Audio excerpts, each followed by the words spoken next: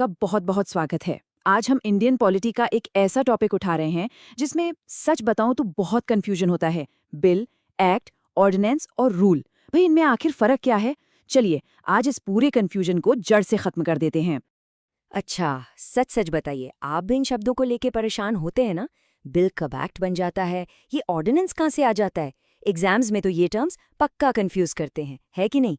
लेकिन फिक्र की कोई बात नहीं है। आज के बाद ये सब आपके लिए एकदम क्रिस्टल क्लियर होने वाला है। तो ठीक है, शुरू करते हैं। देखिए, इन चारों में फर्क समझने से पहले ना हमें सबसे पहले ये समझना होगा कि कानून या लॉ ये खुद क्या होता है। तो देखिए, लॉ या कानून जो है ना, वो एक बहुत बड़ा मतलब एक अम्ब्रेला टर्म है। आप इस डायग्राम में देखिए, इसके अंदर सब कुछ आ जाता है। संसद जो एक्ट बनाती है वो भी कानून है, सरकार जो रूल्स बनाती हैं वो भी कानून है, और तो और राष्ट्रपति जो ऑर्डिनेंस जारी करते हैं वो भी कानून का ही एक रूप है। ये सब मिलकर देश में व्यवस्था बनाए रखते हैं। और अगर हम मेन प्रोसेस की बात करें तो वो क्या है? बिल आता है, बिल से एक्ट बनता है, और फिर एक्ट को लागू करने के लिए रूल्स बनते हैं। सिंपल। तो चलिए इस सफर पर आगे बढ़ते हैं। कानून बनाने की इस पूरी जर्नी का जो सबसे पहला, सबसे बेसिक स्टेप है, वो है विधेयक, जिसे हम कहते हैं बिल। तो ये बिल आखिर है क्या? बहुत आसान है। ये किसी भी नए कानून का सिर्फ एक कच्चा मसौदा है, एक ड्राफ्ट है, एक प्रपोजल है। एक बात गांठ बांध लीजिए, बिल कानून नहीं होता। ये सिर्फ एक सुझाव है, एक प्रस्ताव है। देखिए, हर कानून की कहानी एक आइडिया या एक जरूरत से शुरू होती है। सरकार को लगता है कि भाई इस चीज पर कानून बनना चाहिए, तो जो रिलेटेड मिनिस्ट्री होती है वो एक ड्राफ्ट तैयार करती है, और बस इसी ड्राफ्ट को हम बिल कहते हैं। अब इस बिल को संसद के किसी भी हाउस में, मतलब लोकसभा में या राज्यसभा में, कहीं भी इंट्रोड्यूस किया जा सकता है। हाँ, लेकिन यहाँ एक लेकिन है, और ये एक बहुत बहुत इंपॉर्टेंट एग्जाम टिप है, तो ध्यान से सुनिए। आर्टिकल 110 के हिसाब से जो मनी बिल होता है ना, यानी धन विधेयक, वो सिर्फ और सिर्फ लोकसभा में ही इंट्रोड्यूस हो सकता है, राज्यसभा में नहीं। ये सवाल एग्जाम्स में इतनी बार आया है कि मैं बता नहीं सकती। अच्छा, तो जब कोई बिल पार्लियामेंट में आता है ना, तो उससे 3 स्टेजेस से होकर गुजरना पड़ता है। इन्हें हम कहते हैं 3 रीडिंग्स।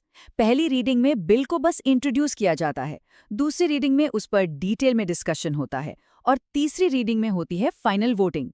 अब इन तीनों में से जो सेकेंड रीडिंग है ना, वो सबसे ज्यादा इम्पॉर्टेंट स्टेज है, सबसे क्रूशियल। क्यों? क्योंकि इसी स्टेज पर बिल के हर एक क्लॉज पर एक एक लाइन पर जमकर चर्चा होती है, बहस होती है, और जो भी बदलाव करने होते हैं, जो अमेंडमेंट्स करने होते हैं, वो सब यही होते हैं।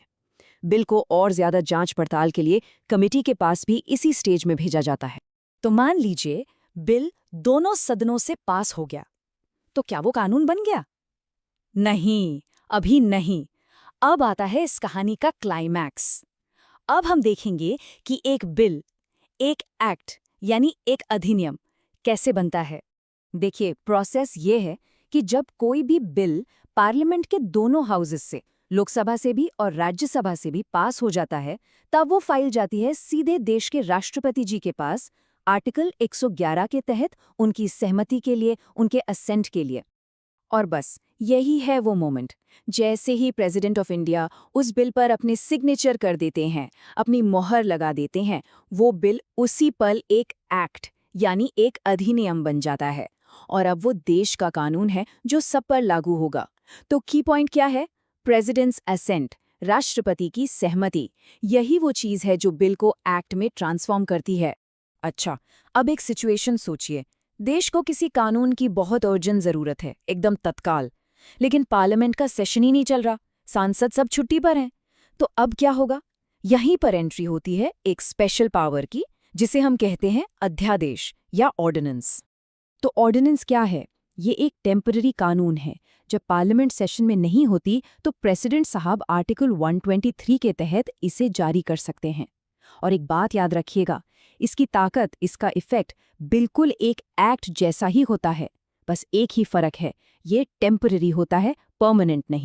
तो ये टेम्पररी है, तो कब तक चलता है? एक ऑर्डिनेंस की जो मैक्सिमम लाइफ होती है वो होती है 6 महीने प्लस 6 हफ्ते। अब आप पूछेंगे ये 6 महीने और 6 हफ्ते का क्या चक्कर है? बहुत सिंपल है।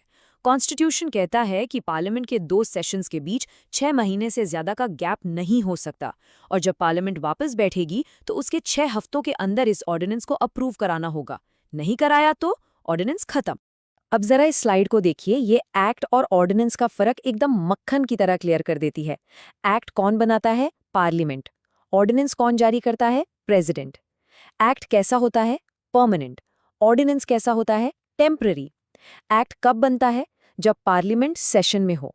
ऑर्डिनेंस कब? जब सेशन में न हो। ये जो टेबल है ना, ये प्रीलिम्स और मेंस दोनों के लिए गोल्डन पॉइंट।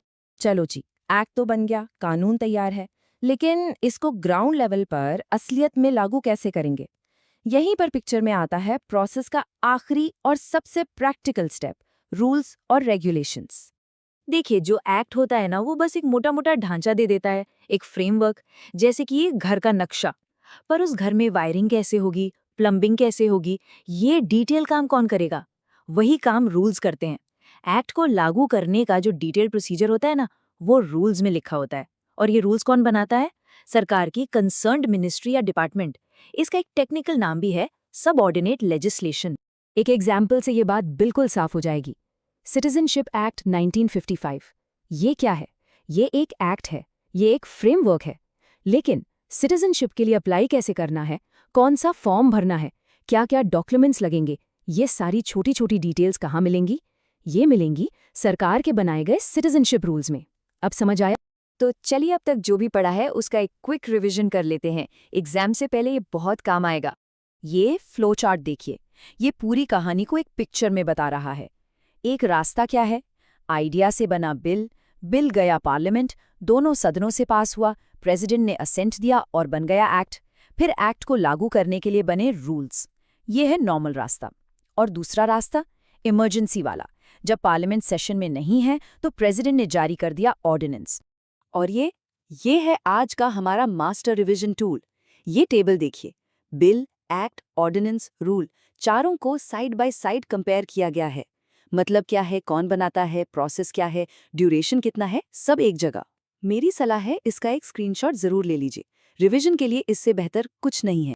तो फाइनल समरी क्या हुई? एकदम शॉर्ट में, बिल सिर्फ एक प्रपोजल, एक्ट प्रेसिडेंट की मोहर वाला पक्का कानून, ऑर्डिनेंस प्रेसिडेंट का टेम्पररी कानून, और रूल्स एक्ट को चलाने के लिए बनाए गए नियम। बस ये 4 लाइनें याद रखिए। इस टॉपिक से आपका कोई भी सवाल कभी गलत नहीं होगा। तो उम्मीद है कि आज के बाद बिल, एक्ट, ऑर्डिनेंस और रूल को लेकर आपका सारा कंफ्यूजन दूर हो गया होगा।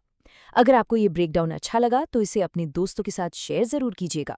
और ऐसे ही कॉम्प्लेक्स टॉपिक्स को आसान भाषा में समझने के लिए हमारे साथ जुड़े रहिए। मिलते हैं अगले सेशन में। धन्यवाद।